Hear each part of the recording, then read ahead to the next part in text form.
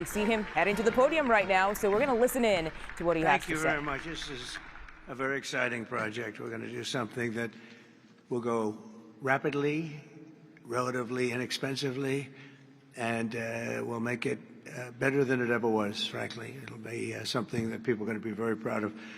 Along with, in the bigger picture, a place called Washington, D.C. That is the bigger one, and we'll talk about that in a little while. But let's talk about right now the Kennedy Center, and I'm delighted to be here as we officially announce the incredibly talented artists who will be celebrated later this year at the 2025 Kennedy Center Honors. It's going to be a big evening. I've been asked to host. I said, I'm the President of the United States. Are you fools asking me to do that? Sir, you'll get much higher ratings. I said, I don't care. I'm President of the United States. I won't do it. They said, please. And then Susie Wells said to me, sir, I'd like you to host. I said, okay, Susie, I'll do it. That's the power she's got. But I just, so I have agreed to host. Do you believe what I have to do? And I didn't want to do it, okay? They're going to say, he insisted. I did not insist. But I think it will be quite successful, actually. It's been a long time. I used to host the Apprentice finales, and we did rather well with that. So I think we're going to do very well because we have some great honorees, some really great ones. Since 1978, the Kennedy Center Honors have been among the most prestigious awards in the performing arts. I wanted one. I was never able to get one. This year, it's true, actually. I would have taken it if they would have called me. I waited and waited and waited, and I said, the hell with it. I'll become chairman, and I'll give myself an honor. Maybe I'm going to honor, next year we'll honor Trump, okay? This year, the board has selected a truly exceptional class of honorees. I mean, really exceptional. First is country music star, actor, and producer George Strait.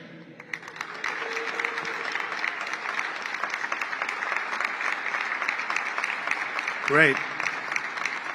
Over an extraordinary 4-decade career, George has sold more than 120 million records worldwide, amassed 60 #1 hits, wow, and produced 33 platinum certified albums, more than any other living American. That is amazing.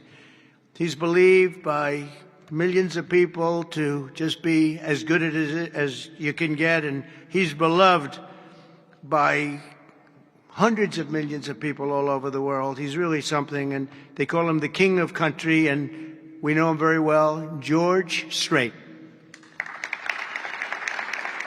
Thank you. Please.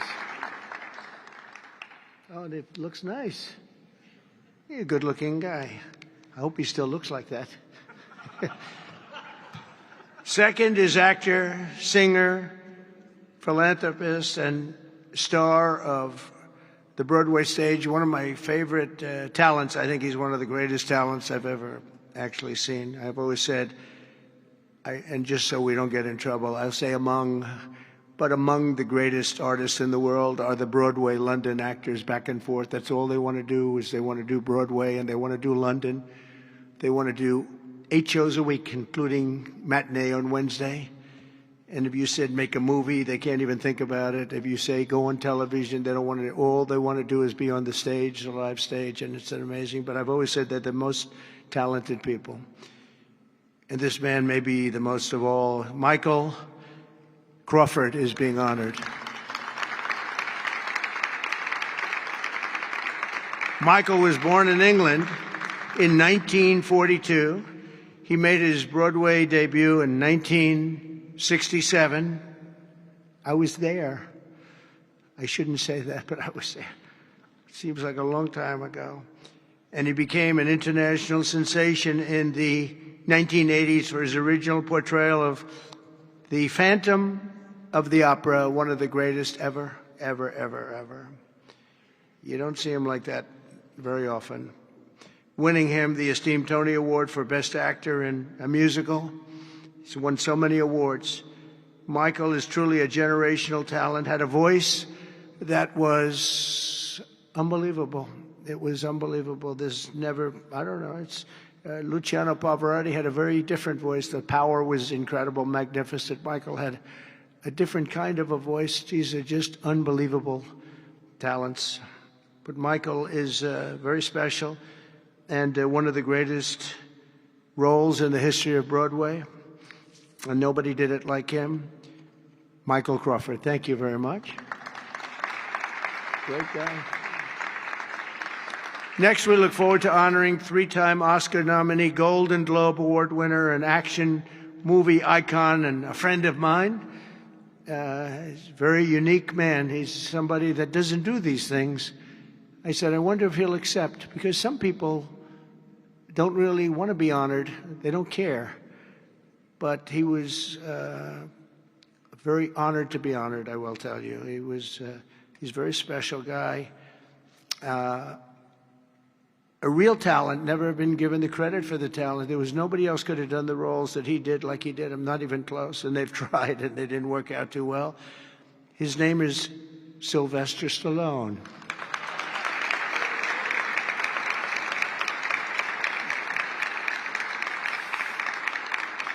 So it's very few, almost, if any, people that could have taken a name and made it so incredible, like Rocky, Rambo, Creed, and others. But think of it, Rocky, Rambo, if you did one, you're good. You do two. And I'll never forget, I was a young guy, and I went to see a thing called Rambo, and it had just come out. I didn't know anything about it, but I was in a movie theater, like we used to go to movie theaters a lot.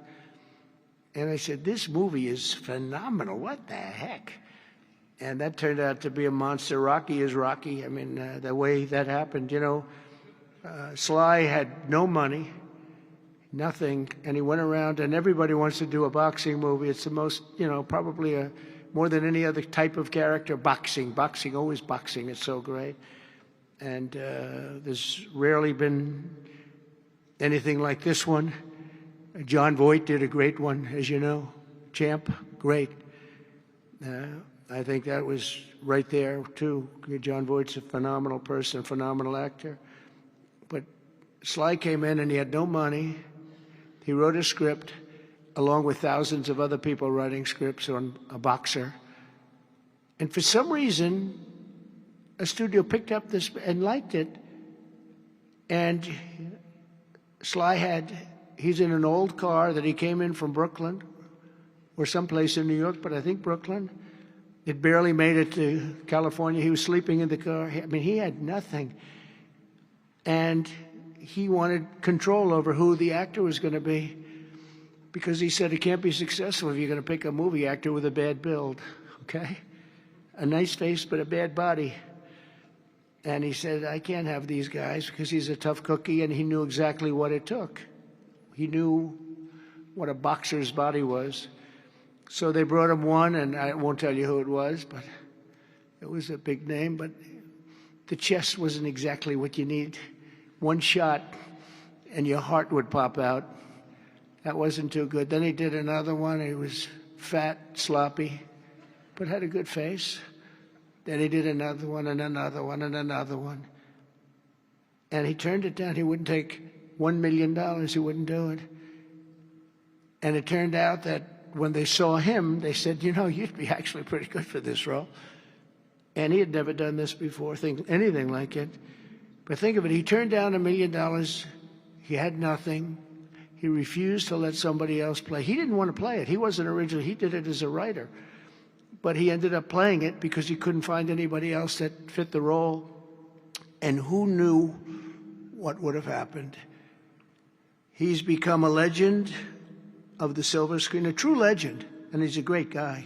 He's a little bit tough, a little bit different, I will tell you. He's a little tough guy. But he's a phenomenal person with a phenomenal wife and family. Incredible wife, incredible family. His film's grossing more than $7.5 billion, which is either a record or very close to it. I can't imagine anybody doing more. If you add up Rambo and Rocky and these others, I can't imagine anybody doing much more. $7.5 billion worldwide over the course of 6 decades. And Sly is a pillar of the really American pop culture and a Hollywood superstar like few others. and one of the biggest names on the Hollywood Walk of Fame. In fact, the only one that's a bigger name on the Hollywood Walk of Fame, they say, is a guy named Donald Trump. I'm on the Hollywood Walk of Fame, too, if you can believe that one. But he's amazing. He's really amazing. And he's actually a great actor. Fourth will be together celebrating one of the most revered singers of the American disco era, Gloria Gaynor. Best known for her chart-topping 1978 hit, I Will Survive. Gloria won the 1980 Grammy for Best Disco Recording, and her song was inducted into the National Recording Registry in 2016. 4 decades later, Gloria won a second Grammy in 2020 for her gospel album, Testimony, which is incredible. Truly a historic achievement, not only in terms of the years that have gone by to be great that long, but to have the two top of anything in that span of time, and with that kind of period between, is pretty amazing. But I will say that I Will Survive is an unbelievable song. I've heard it, like everyone else here, thousands of times.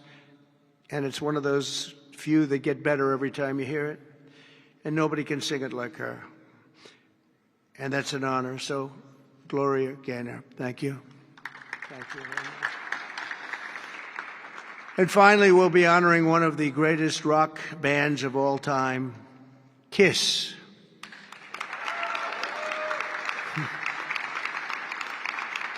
So Kiss was formed in 1973 in New York City by founding band members, and incredible people, by the way, Paul Stanley, Gene Simmons, Ace Frehley, and Peter Criss. Kiss became a global phenomenon, sold more than 100 million records worldwide, and produced 30 gold albums and lots of other things they produced. They made a fortune. And they're great people, and they deserve it, and they work hard, and they're still working hard, and it's an honor to present Kiss. Thank you very much. Got it? Yeah. Thank you. And they're going to do something very special. Kiss is going to be here on a little bit before the show. I think they're going to do something very special. We're going to have a good time. The 48th Kennedy Center honorees are outstanding people, a standing group, incredible. We can't wait to celebrate the Kennedy Center honors. It'll be in December. It'll be on CBS.